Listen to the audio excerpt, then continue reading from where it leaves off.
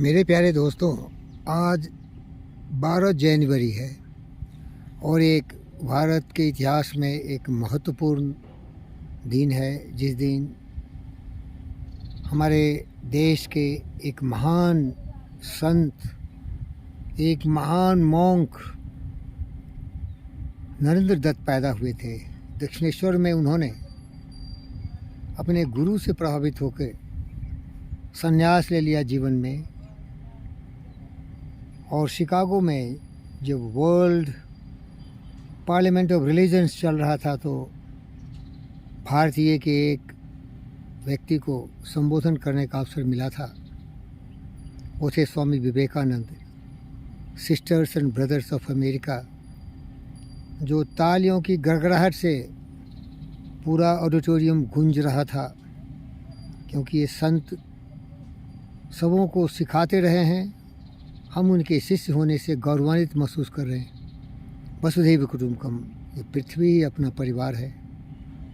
ये ज्ञान केवल भारतीयों को प्राप्त हुआ, ये विश्व को अपना परिवार समझते हैं। सर्वे भवन्तु सुखिनः, जीव जंतु पशु पक्षी मनुष्य सभी खुशहाल एक दूसरे के साथ जुड़ के अपने जीवन को बिताएं, जो कि ऋग्वेद के 191 वर्ष में बहुत ही अच्छे ढंग से बता गया है। संग गच्छध्वम संबद्धध्वम समोमानासि जानताम देवाभागे मिथा पूर्वे संजानानोपासते समानम मंत्रः समिति समानी समानम मनः सच्चित मेषाम समानम मंत्रम अभिमंत्रिये वह समानेनो हमेशा जुहुमि समानो आकुति समानि हृदय वह समानमयो अस्ति यथा सुशासति।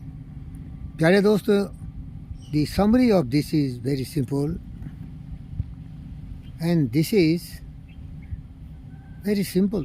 Let's speak in one word. Let's walk uniformly one direction.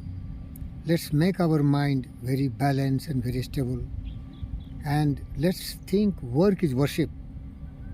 We should work in such a way that there has not to be disharmony, dissymmetry or any kind of antagonistic attitude.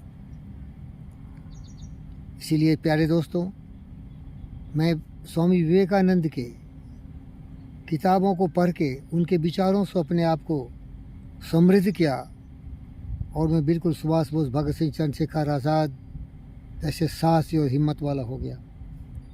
मेरा जीवन बहुत संघर्ष में रहा है। मैं जहाँ भी देखा दुराचारियों का, दुष्टों का, भ्रष्ट लोगों से मेरी मुलाकात हुई। मेरे गुरुजन ऐसे ही भ्रष्ट और दुष्ट थे, चोर उचक्के बदमाश शैतान थे तो बड़े बड़े इंस्टीट्यूशन में, लेकिन कभी भी वो महान नहीं थे। वो चोरी करके डिग्री देते थे और चोरी से जीवन को उतारते थे।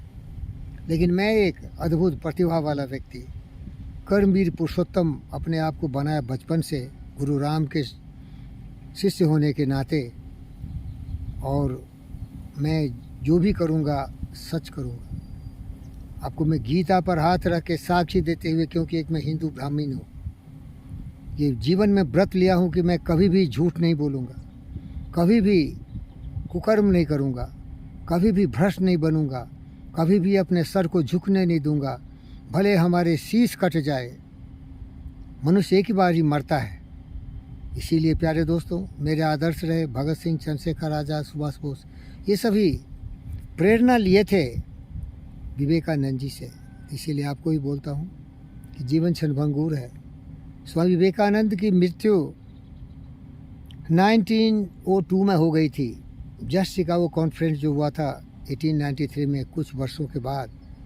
लेकिन लगता है कि वो टटका है, अभी भी है हमारे साथ, क्योंकि मनुष्य ये हार मांस के जो पिंजरे में बंद है, हमारी महानता वो क्षणभंगुर होती है। लेकिन हमारे किए गए कर्म हमें अमृत कर देते हैं, हमें अद्भुत महान बना देते हैं। हम कभी भी मरते ही नहीं। स्वामी विवेकानंद वैसे ही थे। इनके विचारों को पढ़िए, मैंने इनके हठ योग को भी पढ़ा है।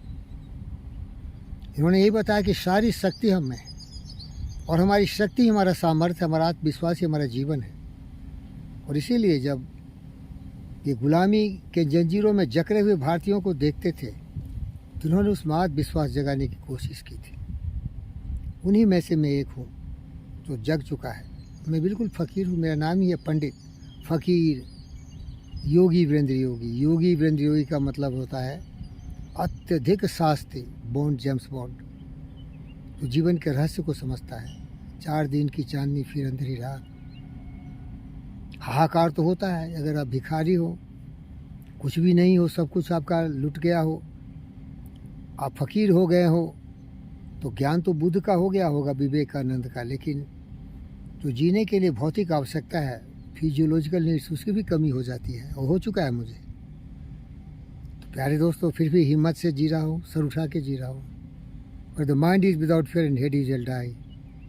क्योंकि हम किसी भी व्यक्ति के बारे में जानते हैं तो उनके गुणों से जानते हैं, उनके साहस, धैर्य, उनके विचारों से उन्हें हम पहचानते हैं, न कि उनके धन दौलत से। धन्यवाद।